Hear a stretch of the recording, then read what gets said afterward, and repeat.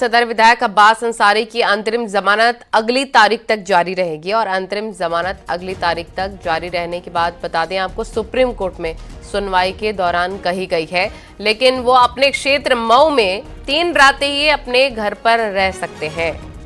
ये बड़ी खबर आपको हम बता रहे हैं।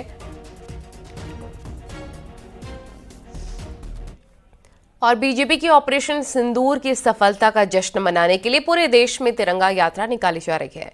इसी कड़ी में कुशीनगर, अमरोहा, सुल्तानपुर में भी तिरंगा यात्रा निकाली गई। इसमें भारतीय सेना के वीर जवानों के सम्मान में बीजेपी के कई बड़े नेता और साधु संत शामिल हुए, देश की सेना का सम्मान किया।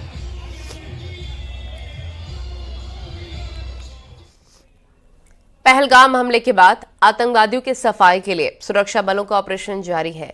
3 दिन के भीतर मुठभेड़ के दौरान 6 आतंकवादी मारे गए। मंगलवार को 3 आतंकवादी ढेर किए गए थे, जबकि गुरुवार को भी 3 आतंकवादियों को सेना ने मार गिराया था। देखिए रिपोर्ट।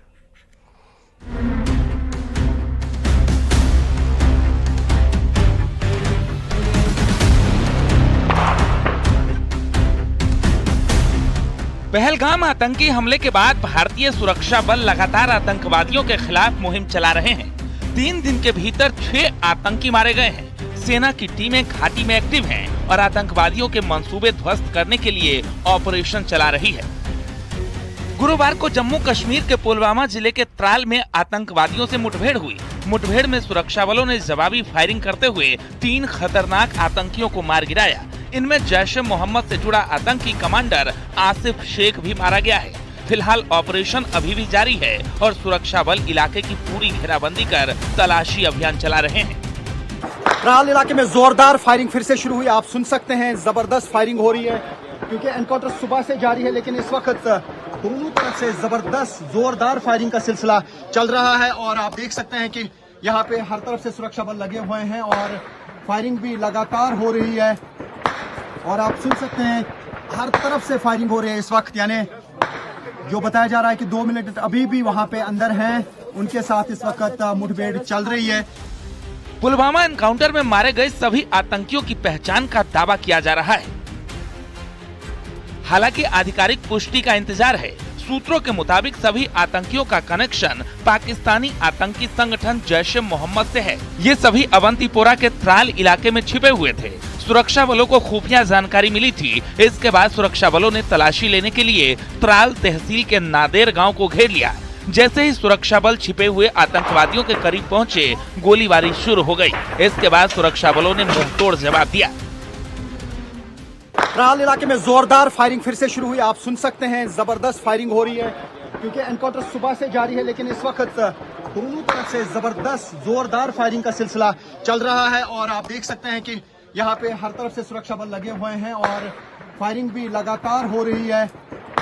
और आप सुन सकते हैं, हर तरफ से फायरिंग हो रही है इस वक्त, यानी जो बताया जा रहा है कि 2 मिनट अभी भी वहां पे अंदर हैं, उनके साथ इस वक्त मुठभेड़ चल रही है। तो अभी ये आप देख सकते हैं कि सुरक्षा बल यहाँ पे इर्द गिर्द लगे हुए हैं। फायरिंग दोनों साइड से हो रही है और हम यहाँ पे ग्राउंड जीरो पे हैं और अभी तक एक मिलिटेंट के मारे जाने की खबर है, जिसका नाम आसिफ शेख बताया जा रहा है, जो जैश का कमांडर बताया जा रहा है। और 2 और मिलिटेंट यहाँ पे अंदर हैं, घर के अंदर, जिनके साथ अभी मुठभेड़ चल रही है। शोपियां जिले के केलर इलाके में मंगलवार सुबह हुई मुठभेड़ के दौरान लश्कर ए तैयबा का टॉप कमांडर शाहिद अहमद कुट्टी, आतंकी अदनान सफीदार, एहसान अहमद शेख मारा गया था। तीनों आतंकी लश्कर से जुड़े हुए थे और आतंकी गतिविधियों में शामिल थे। आतंकियों के पास से भारी मात्रा में हथियार और हैंड ग्रेनेड भी मिले थे। सेना की टीमें लगातार अलग अलग इलाकों में सर्च ऑपरेशन चला रही है। गुरुवार को भी 3 आतंकियों को ढेर कर दिया गया है। मारे गए आतंकियों में जैश ए मोहम्मद से जुड़ा आतंकी कमांडर आसिफ शेख भी है।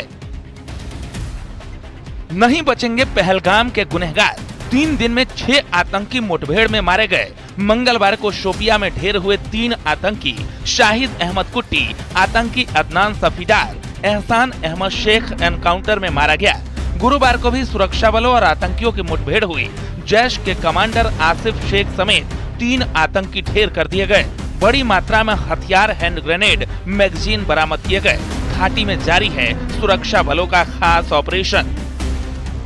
सुरक्षा बलों का ऑपरेशन ये बताता है कि सीमा पार ऑपरेशन सिंदूर के बाद जम्मू कश्मीर के वो इलाके सुरक्षा बलों के निशाने पर हैं, जहां आतंकियों के छिपे होने की आशंका है या फिर वो घने जंगलों के बीच शरण लेते हैं। सुरक्षा बल अब उन्हें ढूंढकर मिट्टी में मिलाने का अभियान चला रहे हैं। Bureau report, news 18। और अयोध्या में राम मंदिर ट्रस्ट के अध्यक्ष महंत नृत्य गोपाल दास के जन्मोत्सव की तैयारियां जारी हैं और ये जो जन्मोत्सव का कार्यक्रम है 1 जून से शुरू होगा, 10 जून तक चलेगा। इस आयोजन के लिए सीएम योगी समेत कई बड़े नेताओं को आमंत्रित किया गया। महंत कमल नयन दास ने बताया कि राम मंदिर ट्रस्ट के अध्यक्ष का 87वां जन्मोत्सव है, इसलिए भव्य आयोजन किया जा रहा है। महाराज जी का जन्मोत्सव बड़े धूमधाम से मनाया जाएगा। यही प्रचार प्रसार के लिए आप लोगों को बुलाया गया है।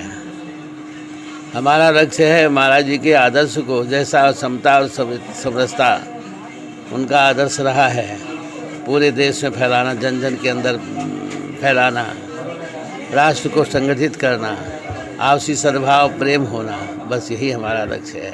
इसके अलावा कब से कार्यक्रम शुरू होगा, कब तक चलेगा? 1 जून से 10 जून तक कार्यक्रम चलेगा। और मिर्जापुर के एक छोटे से गांव के रहने वाले किसान के इंजीनियर बेटे ने लंदन में भारत का नाम रोशन किया। इंजीनियर राजकुमार मिश्रा को ब्रिटेन के बेलिगबेरी सिटी का मेयर चुना गया है। तो बेलिगबेरी सिटी का मेयर चुना गया। उन्होंने मंगलवार को मेयर पद की शपथ ली, जिसके बाद उनके गांव में काफी खुशी है। राजकुमार भटेवरा गांव के रहने वाले हैं। वे प्रतिष्ठित पद पर बैठने वाले मिर्जापुर के पहले शख्स हैं। एक जने पहना हुआ कि वहाँ का वो मेयर बन गया। कितने साल पहले गए थे? यहाँ से गए थे 5 साल पहले। क्या करने गए थे? वहाँ गए थे एमटेक करने, पढ़ाई पढ़ने। खुशी बहुत ज़्यादा है, जितना होना चाहिए, जितना न होना चाहिए उतना खुशी है। ना ही लंदन जाने के लिए जाते समय सोचा कि लंदन जा रहा है, लेकिन ये पद की कामना नहीं किया था कि हमारा वो लड़का इस पद पर हो जाएगा। कानपुर में बब्बर शेर पटौदी की मौत के बाद प्रशासन अलर्ट मोड पर है और चिड़ियाघर प्रशासन ने डीएम को लेटर लेकर फॉगिंग कराने की मांग की। बर्ड फ्लू की आशंका को देखते हुए करीब 7 दिनों तक फॉगिंग कराई जाएगी। चिड़ियाघर को 19 मई तक बंद कर दिया गया है। गोरखपुर से यहां लाया गया बाघ की इलाज के दौरान मौत हो गई। दरअसल गोरखपुर में एक बाघ था जो बीमार था, जिसके लिवर में प्रॉब्लम थी, जिसके बाद उसे यहाँ लाया गया। उसके टेस्ट कराए गए तो पता चला उसे ब्लड फ्लू से इन्फेक्टेड है, जिसके बाद यहाँ हड़कंप मच गया। इस वक्त न्यूज़ 18 टीम ग्राउंड जीरो पर है। आप देख सकते हैं ये कानपुर का प्राणी उद्यान है, जहाँ पूरी तरीके से जिसे बंद कर दिया गया है। यहाँ पुलिस की ड्यूटी लगा दी गई है। ये फॉरेस्ट के वो कांस्टेबल्स हैं जो गेट पे खड़े कर पब्लिक के लिए पूरी तरीके से बंद कर 19